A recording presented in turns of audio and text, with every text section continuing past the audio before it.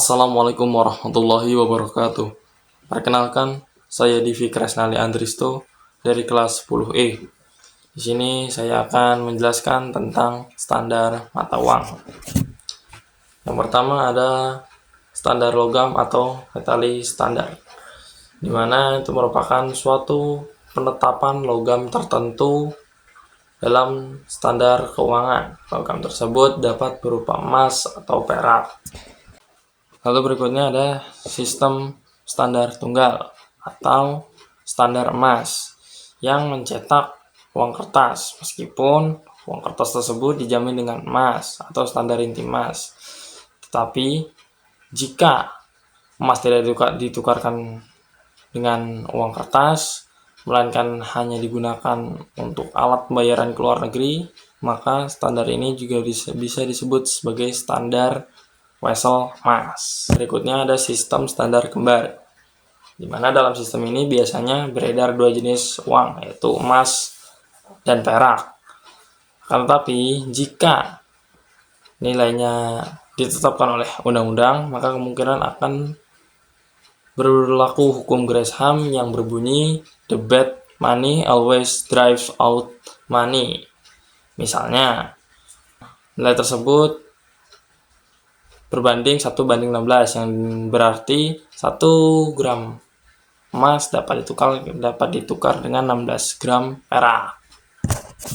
Kemudian ada sistem pincang. Dalam sistem ini pemerintah menetapkan emas sebagai standar uang.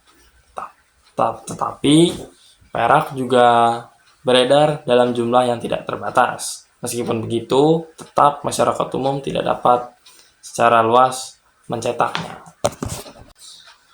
Selanjutnya, tadi kita sudah membahas standar logam, sekarang standar kertas.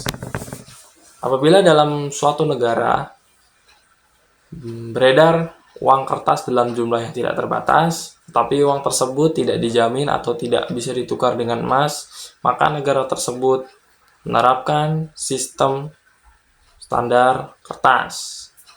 Dan sistem ini sudah banyak dianut di negara-negara di dunia. Nah, agar dapat berfungsi dengan baik, maka perekonomian internasional membutuhkan sistem moneter atau sistem nilai tukar atau kurs yang juga berfungsi dengan baik. Selanjutnya, unsur pengaman uang kertas. Salah satu syarat uang adalah tidak mudah dipalsukan. Oleh karenanya, unsur pengaman uang itu mencakup bahan uang serta teknik cetak. Ada dua bentuk unsur pengaman uang.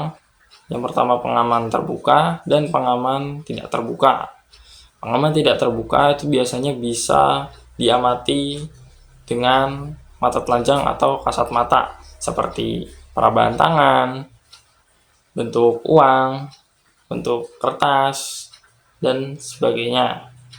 Kemudian standar tidak terbuka biasanya memerlukan mesin khusus untuk bisa mendeteksi unsur pengaman tersebut, yang biasanya mesin tersebut ada di bank dan semacamnya. Mesin yang digunakan untuk melacak unsur pengaman uang tersebut juga biasanya memerlukan sensor yang dengan kecepatan tinggi dan akurasi yang kuat agar tidak mudah terjadi kesalahan. Dalam hal pengaman uang kertas, biasanya dipilih oleh dua hal. Yang pertama, semakin besar nominal, maka unsur pengaman yang diperlukan itu semakin canggih dan semakin kompleks. Kemudian sistem pengaman uang atau unsur pengaman uang itu tidak semata-mata bergantung pada unsur pengamannya, tapi juga berdasarkan pertimbangan dan perkembangan teknologi.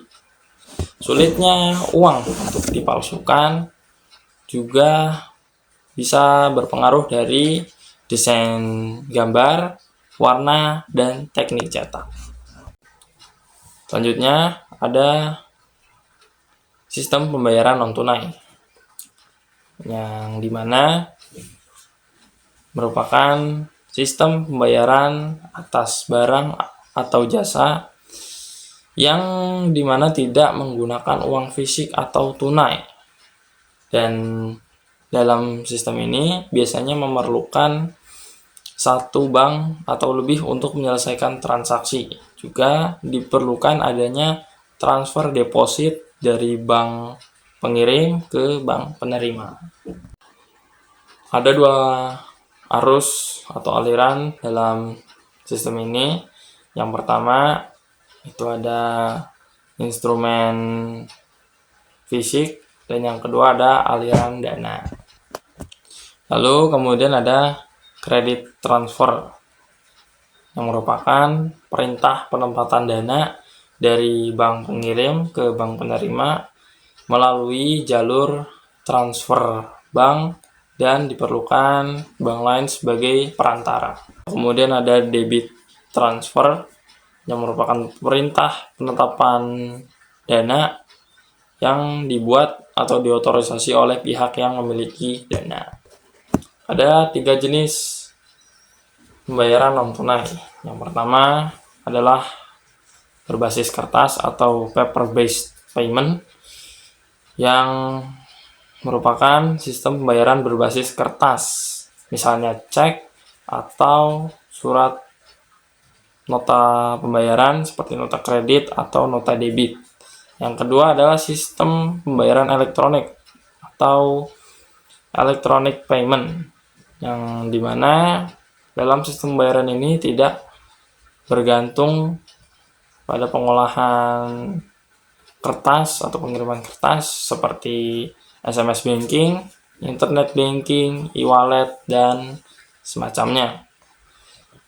Kemudian yang ketiga ada pembayaran berbasis kartu atau card based payment yang dimana biasanya memerlukan kartu untuk transaksi seperti kartu ATM, kartu kredit atau kartu debit, kartu e-money, dan semacamnya. Sekian yang bisa saya sampaikan. Bila ada salah kata mohon maaf. Assalamualaikum warahmatullahi wabarakatuh. Sekian.